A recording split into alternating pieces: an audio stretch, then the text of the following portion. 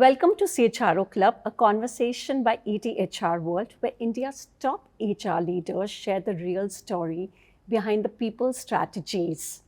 This is episode 2, and I'm Puja Bothra. And today we have with us someone who leads the people agenda for one of India's most diverse and beloved conglomerates and features amongst the top 15 FMCG companies of India.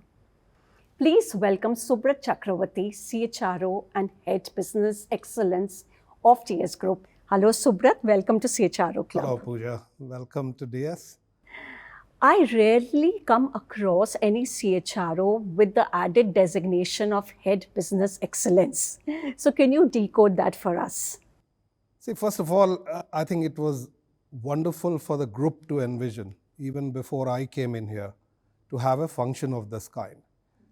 Majority of the organizations you will see today, and more we talk about the modern tech, AI, etc., has been the quality of data and lack of processes is the biggest barrier to technology adoption. I think group had a vision to foresee this and set up this function. Predominantly, it started with very routine process documentation across the organization. Any business, any sub-processes of the function were thoroughly documented. They were formed the base for automation.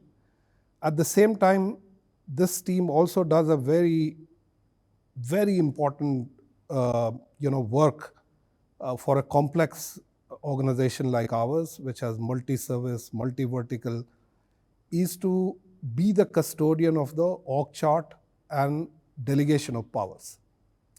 Because that also is a foundation of any automation which you do. The third element which emerged in the course of it is process simplification, lean processes. So that's another thing this team specializes in. And this has been very close to my body of work in my past life. And that is why I'm just loving the, how you can take it forward along with the HR agenda. So wonderful combination in that sense. So building into that, as a CHRO of a diversified FMCG conglomerate, you sit at the intersection of multiple businesses across geographies, and there are different, customer requirements, plus the workforce profiles vary significantly. What are your top 2 HR priorities at this point of time? See, irrespective of the industry, irrespective of location, I think some of these fundamentals don't change. Of course, talent and talent management, talent paradigm are different in different verticals, different industry at a surface level. Your sourcing pool is different, compensation models are different, industrial relation environment is different. Having said that, some of the fundamentals remain the same. How do you attract the best? How do you retain the best? How do you grow them? How do you shift quickly from a buy strategy to a build strategy for talent? These things are universal across the group. The second most important thing is, which we are focused on and critical part of my mandate, is to how to get the organization rewired for future. And this means multiple things for multiple functions.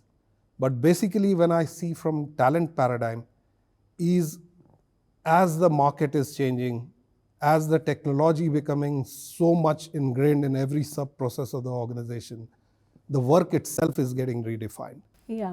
No, I totally agree how to build a future-ready organization. And in your case, since you all are branching out into multiple businesses across countries and geographies, what would you say is how should HR stay in tandem with the, with the pace in which a business moves?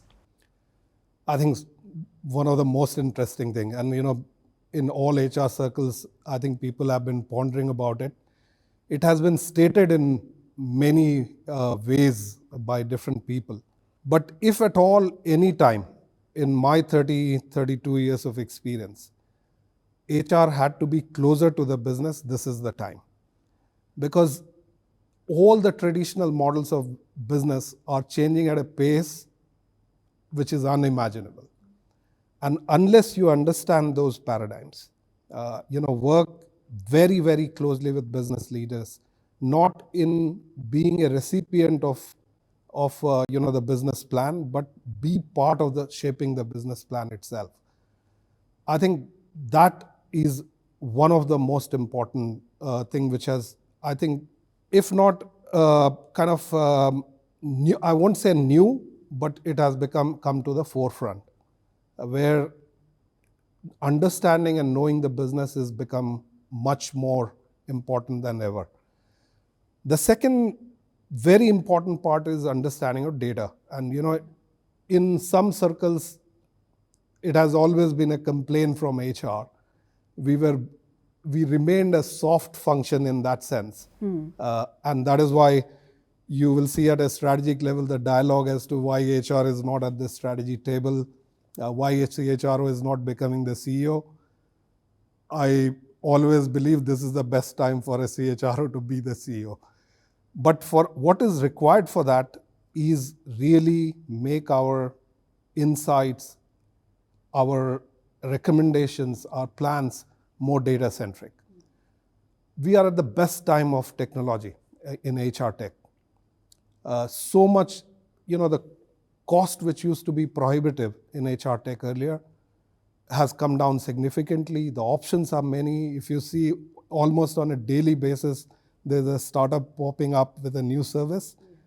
Yes, there are challenges of integration, but to me, this is the best time for HR to gain a seat at the strategy table at the back of data and analytics. Yeah, this is a wonderful thought, and I'm glad you mentioned it.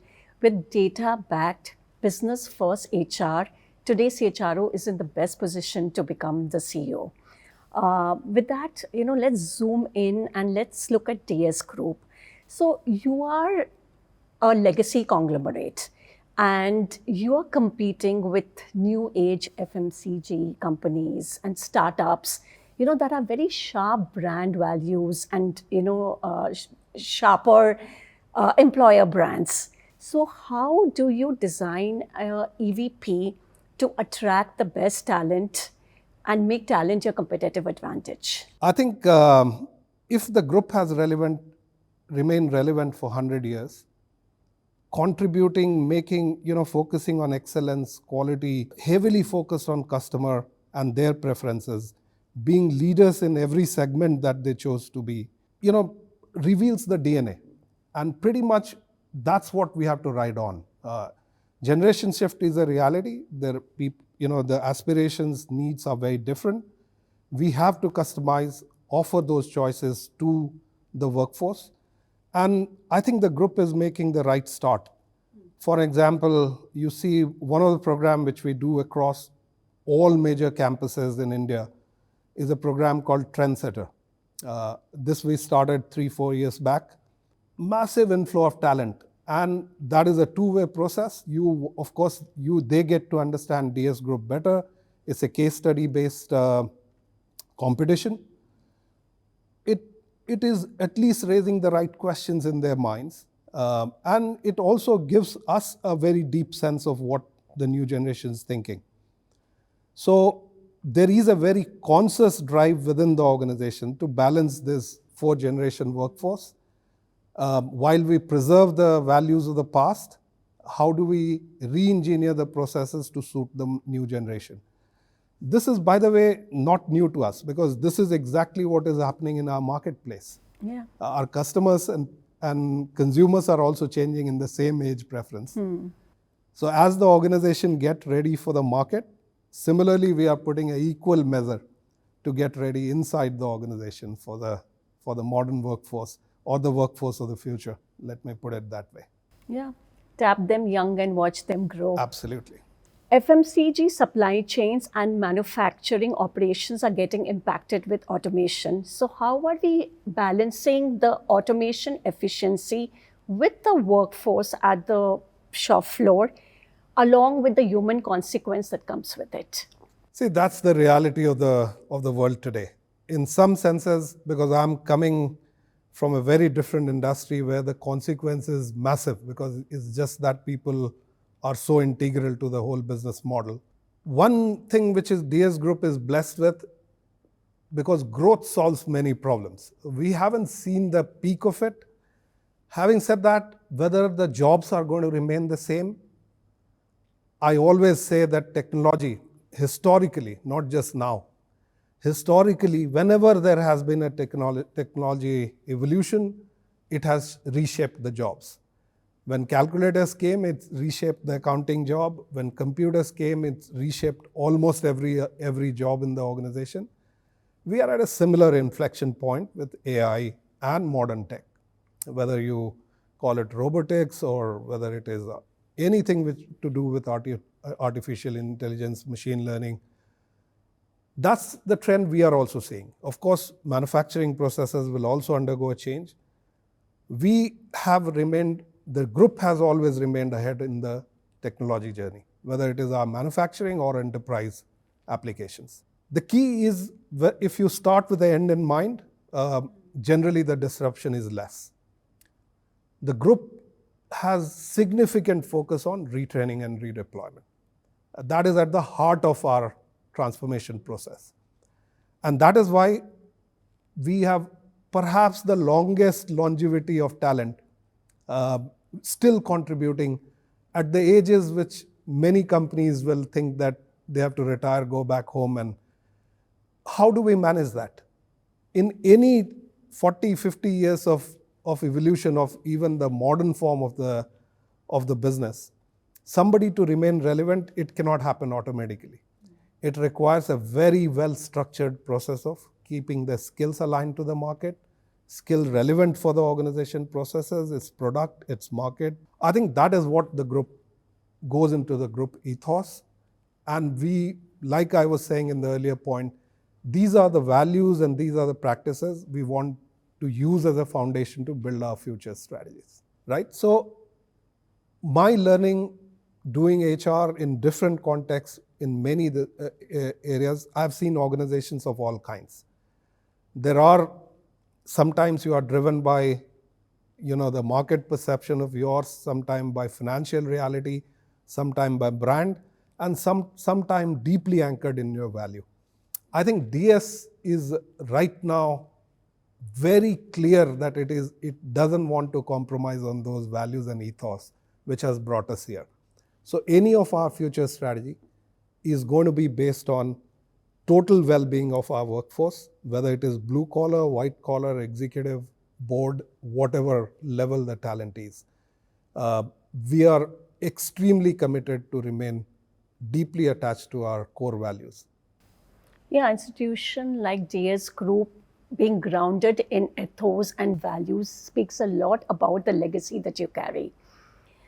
Going to the new labor codes that are out, how has your approach changed towards workforce management, given that you are a huge conglomerate with multiple businesses and a very diverse workforce across the, let's say, organizational pyramid? First of all, I'm glad it happened. Okay. One, it creates a very nice level playing field, because the competition for us is in the organized, semi-organized, unorganized, all kinds of sectors. It gives us a real advantage, because being at compliance is a given at DS. That's the first point. Yeah. There's no extra effort to compliance. You start with compliance first and then work towards whether it is any segment of the workforce, blue collar, white collar, any segment of the workforce. The talent differentiation has nothing to do with compliance norms. That's a first principle that you have to meet. So in a sense, the transition for us, one, it has been a planned activity because this was in the offing. Yes, some last minute juggles were required when the rules started coming in. We are still tracking the state rules very closely. I think we haven't seen the last line written on these. These are going to be evolving frameworks.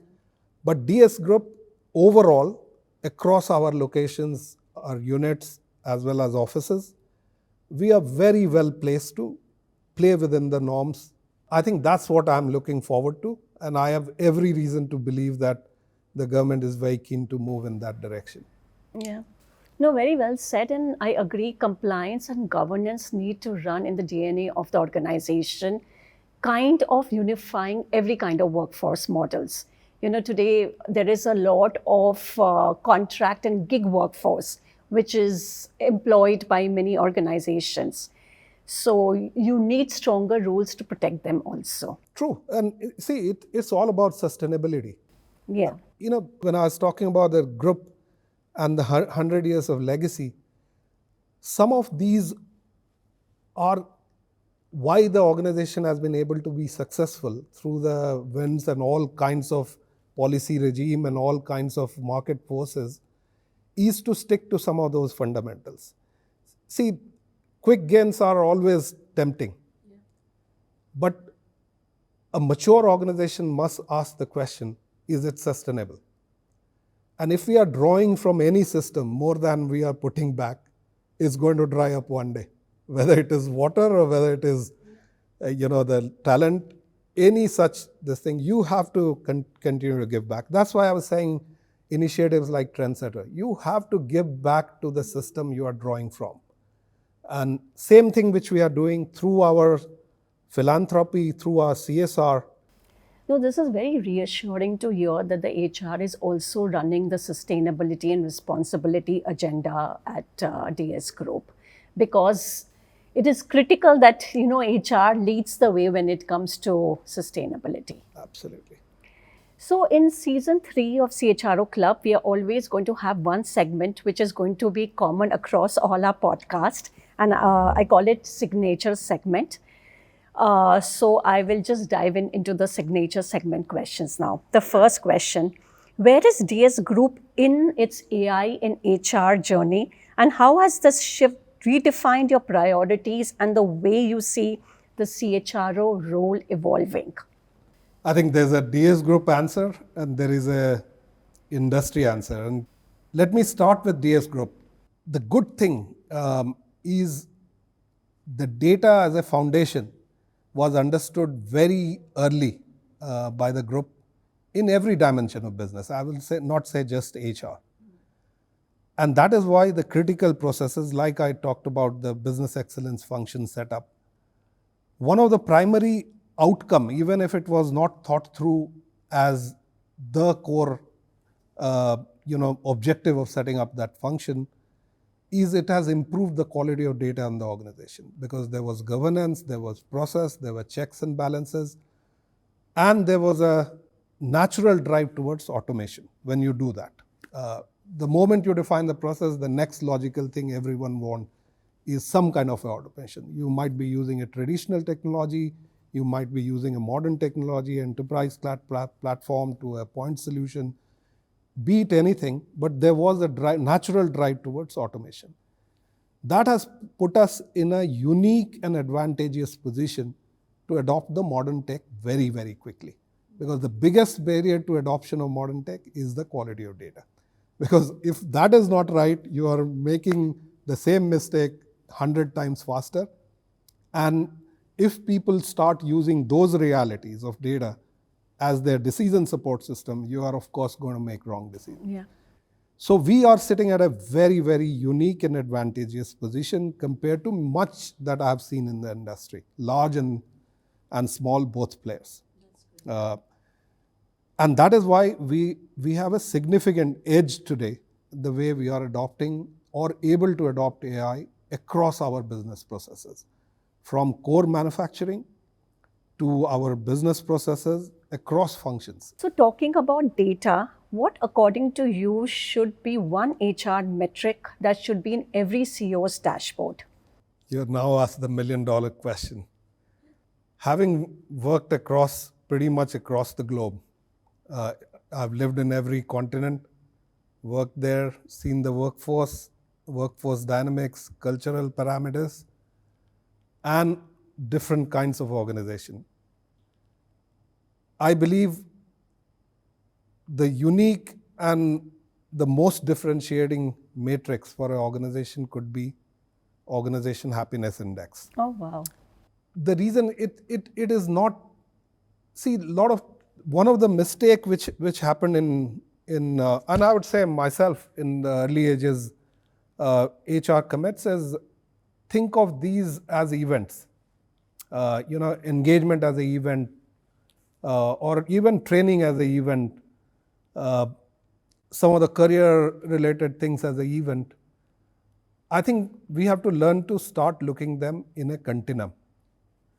Because when a full human being is walking into your workplace, he is not walking just with his skill or his hands and feet. He is walking with his emotions. He is walking with his aspirations. How do you make the workplace holistic in that sense? And that is why I always believe that the organizations have to start working on total well-being concept. Particularly when I talk about the new generation of workforce, we talked about some time back. They are not going to even take it lying down. They are going to express that very strongly in the organizations if their aspirations, need are not met. And that is why the second concept which has to come in is how are you personalizing some of the HR offerings. No, this is very, very invigorating for me because I rarely come across this, and I feel happiness is the tip of the iceberg. If that can be your goal, you can, build up your processes, your matrices to kind of, get that. Absolutely. Yeah. See, the happiness ultimately is going to be outcome. Yeah. But we also have to remember that what is happiness for you may not be the happiness for. Yeah. So how are we listening to people? How agile are our processes? How much of control we are ready to pass on to employees? I think those are the things which are foundational, as you said. That's the iceberg. Yeah, so you have the intent, then you can take action around it. So the intent is important, and I'm so glad to hear that the intent is happiness. What is that one challenge that keeps you awake in the night? Very difficult to pinpoint on one, like you started by saying. But the joy is if you're part of a growing system. I would have had sleepless nights if it was a dying system and you have to take some decision hard on. But when the agenda is positive, it just energizes you. As the tagline goes, create what is worth creating. I think that is being lived every day. Now that puts immense amount of pressure on HR. Like you said, like finding such diverse talent. Second, the talent at the cutting edge of that industry. It's not in plenty. These are always going to be scarce. So how do you place the brand at the right place? These are agendas which are not, I won't say it can be owned by HR. It is rightly being owned by a group of people within the organization. And as we are approaching our 100 years, there is a very clear plan of action. And I think it is overdue that the true story of DS transformation is spoken about in the relevant segments of our customers and our talent base. Because there's a lot of stories of leadership, of value creation, of innovation, which are not very well known in the market right now. Yeah, and congratulations for 100 years. Even at HCL Tech, where you spent 10 years, it's also an Indian-run conglomerate, and so is TS Group. How would you say the pulse is different from a technology Indian conglomerate to a, let's say, FMCG and manufacturing and hospitality company? HCL Tech, I go a long way, and actually 22 years. So I just worked in two. So I've seen the evolution of that industry, particularly the professional services side. You asked a very interesting question. For me, if you keep double clicking till the last line, and that's part of my job in my business excellence role and in technology consulting as well. If you keep asking that question of what, why, where, whether it is Pulse or whether it is one division, engineering, infra, software, BPO of HCL Tech, you will reach the same fundamental questions when you are shaping a business proposition. How do you price it appropriately? And how do you remain relevant? Not one time, but how do you constantly remain relevant are the fundamental questions. My training, my learning, my experience has been asking those questions. I think, to me, yes, today we are doing Pulse, tomorrow we will be doing something else. But those fundamental questions, if we answer honestly, everything which we create, Pulse could be a hundreds of crores brand today. Love of every family that I go to. I don't carry sweets these days. The fundamentals of business do not change across sectors, but the question to every CHRO today is that with AI and automation, is the role of CHRO going to survive in future? I know you want to nail me on that. Yes, see, any role for that matter, if it has not kept pace with the times, will become extinct. And if your question is the role at risk? Yes, of course. But it is at risk if we don't do anything. I also told you in the course of our discussion earlier, my personal belief is this is the best time for HR. And this is the best time for HR, not just to do HR, but really contribute in business. See, I come from a long services stint. And because there the business is so people-centric, that you have no choice but to become, be in the front of the business. Working with customers, with solving real problems of the customer, with your sales and delivery folks. I think it is no different here, if you choose to. If I continue to live in the same KPI, same matrix of the past, I have no doubt that there will be somebody else who will do this job better, whether AI does or some other function takes over. But if we are keeping pace with the needs and aspirations of the organization, our workforce, our business managers, our customers, there's no end to what you can do. Yeah, wonderful points there, and totally agree that CHRO continuity relies on how much role HR plays with business. This has been an enriching conversation, candid, thoughtful, and full of perspectives that I know our viewers will find both relevant and immediately actionable. Thank you.